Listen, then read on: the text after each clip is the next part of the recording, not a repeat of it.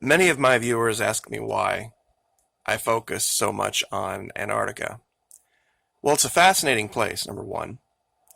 Number two, if you really think about it logically, it should be number one on the priority list of every major government on the planet. I mean, imagine living in a home where you had 7 rooms, yet you could only really go to 6 of them. And the 7th room, you could make it about 2 feet inside the front door, and that's it. And that's all you knew. We have an entire continent where the official story is that there were no natives. Every single other continent had native inhabitants. They've explored not even 1% of the continent, and they have made all these grandiose statements about what they believe. And we are now attempting to send rovers to Mars and possibly Venus and the moon, all this kind of, when we can't even move about and explore our own oceans and our southern pole at will. It's really putting the cart before the horse. But that's basically the reason why. And there's so much to be covered yet. I've covered a lot, but we've barely scratched the surface. I would like today to show something, though, that I covered yesterday, and I don't think I covered it quite well enough. Now, I know a lot of people laugh about referring to anything from Hollywood, but sometimes there are small levels of, some people refer to it as soft disclosure. I think, honestly, it's sometimes just the consciousness of the planet has a way of moving in and about to things that we wouldn't get revealed otherwise. Now on the left, this is a shot from the series Stargate. And it's kind of muddy, but it shows these creatures. They're called Goa'Uld. They're these little serpent things, 2 to 3 feet long. And incredibly intelligent, but they need hosts. They need bodies like ours. So they weasel their way in, wrap themselves around the spine, brainstem, and they control the person. Well, they live in this state, in liquid, in fluid, in water, some type of medium that way. They die outside of it. I should have used this picture because this is an image of an infant one from the series. They refer to it in the infant stage as a primta. Now, over here on the right is a place in Antarctica, and I'm going to zoom out to show you this. It is in the water. It is off the coast. It's not on land. It would be probably at about the 3 o'clock region. The, of course, Antarctic Peninsula, I have it turned to the right here. This is 12 o'clock, so actually, pardon me, it would be 9 o'clock. My bad, 9 o'clock. So I want to zoom in here and show you this area that's in water. And put these two images side by side and have you look at this closer again.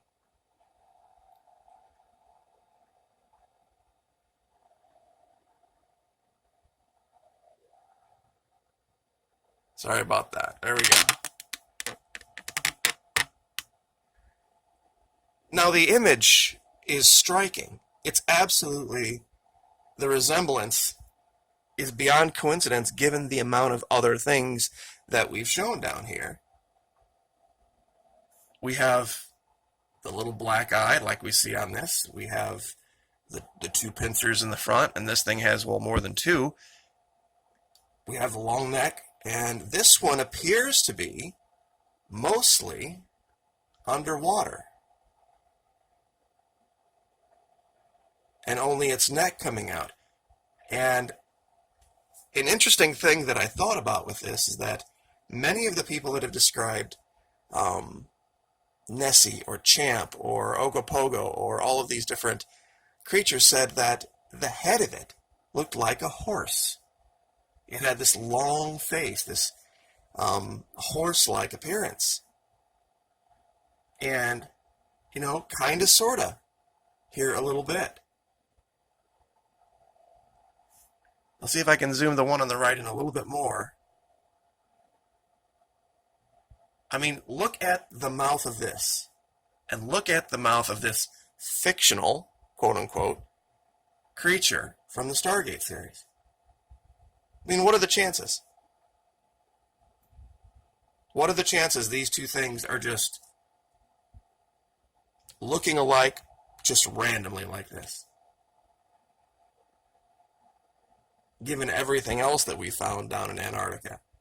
You know, the series has one of their Stargates being found in Antarctica. I've shown a Stargate that literally looks exactly like the one in the series in Antarctica.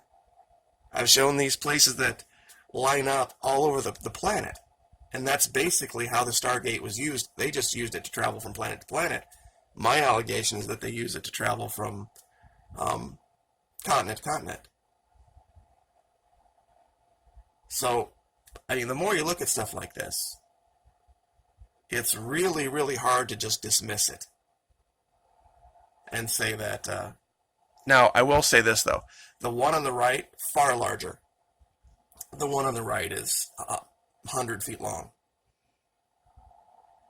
But some of the descriptions of this sea serpent, of this mystery, what they call cryptid, have been in that range. So, like I said, who knows? Anyway, let me max this out and show you guys a couple of other things that I kind of missed.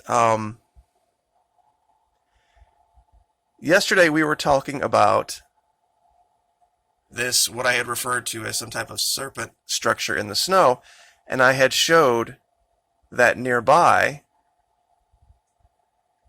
there was these, let's see if I can find it again, these structures, or what looked like the base of buildings, like one here, and there was another one up here. But I did miss this much larger one right here. And this is the result of melt. This is something that you wouldn't find in other years. This is 12/30/2012. And here's something I think that it's not that Google is blocking this. They have a lot of different images, and sometimes they default to the more benign image, the one that doesn't reveal. Because if you click off historical imagery, this is what it shows. And you'd think, well, wait a minute, I mean, that's just a giant pile of snow. Well, this image isn't the most modern image. That image that I just showed you is an image from October 19th, 2009, pardon me. So they're showing as the default image an image that's 10 years old, when this image from 7 years ago shows something very, very, very different. So don't always think that if you leave off the historical imagery button that you're seeing the most up-to-date image. There's a great deal down here that you can find from years when it was much warmer. There was another thing. Oh, now this is something that was discovered by someone else a long time ago. They found this very curious round structure that I've described it as a turtle shell type thing. That there may have been some dome that had collapsed, that people were living under. And I've made that allegation from the beginning, that there is a culture down there. They survived the icing event to some extent beneath the surface, and they've been able to move forward.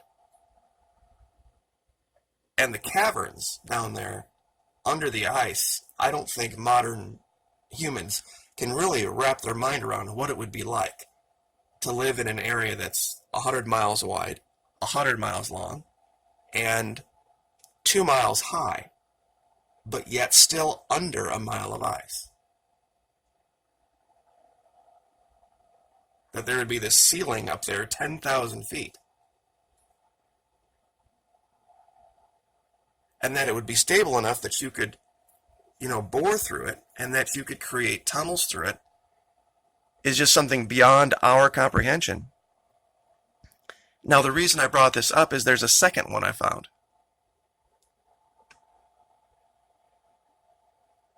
And it's right here. This is in the region where we found that fleet of ships. Those, well, I shouldn't say fleet, but, group of ships, 2 or 3 ships. And we have the exact same thing going on here. We have this round structure where it looks like a dome has collapsed. And all these features you can find for yourself in Google Earth Pro. I will put all of the coordinates down in the description. You can go there for yourself and make your own decision. A couple other things. If we're going to, I know that a lot of the things that I talk about are somewhat fantastical. Serpents and dragons and that type of thing. Honestly, the greatest evidence for civilization down here isn't that. For me, it's stuff like this. Some people want to tell you that this is just volcanic rock. This is the layout of a town, of what used to be a town. These are streets and roads and pathways. Because right here, you can see where there was some type of a park, where they made some kind of a roundabout. This looks like any city America when you look at this. I've referred to it for as cobbling or pathways. I've referred to it a lot of different ways, but when you look at stuff like this, I don't know how anyone can imagine that this was just all created by a volcano. I mean, look at this. There's another area that I've found that I refer to as ancient Manhattan. And maybe I'll do that in the next video, go back to ancient Manhattan and show this island where you can see the footprints of the buildings and the streets. And they're long gone. But that will be the evidence we leave behind. After we're long gone, the giant footprints of the highways that we've created and these enormous buildings will be left. And you'll be able to see them from orbit. The last one I'll leave with is this one. Now, even the most skeptical person would have to look at this particular perfect path. And these 2 paths that diverge off of it. It looks like here they might have had some type of a collapse. And I don't know how anyone can look at this and say, well, yep, that's just wind, ice, rock, and snow. It just makes these perfect, beautiful, long, sloping pathways.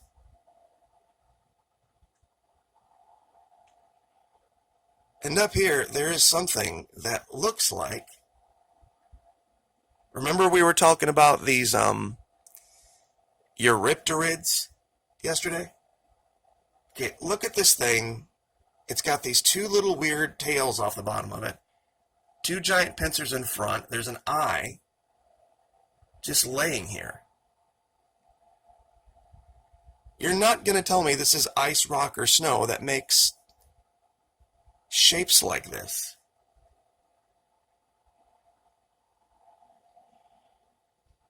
Something much larger here.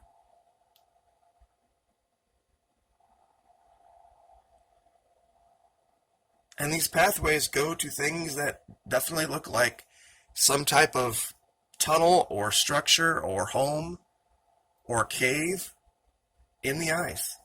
There's a secondary path below it here. A little bit harder to make out. And you can see where these go.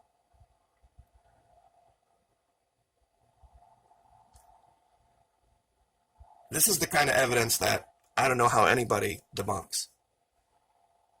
So, anyway, short of there being some type of Morgan Freeman Deep Impact style press conference announcing, that we have made contact with whatever. I think this is something that's just going to probably have to work its way into our consciousness over time to understand it. Anyway, I'm just glad we're not talking about politics anymore. Like, share, subscribe, and we'll see you next time.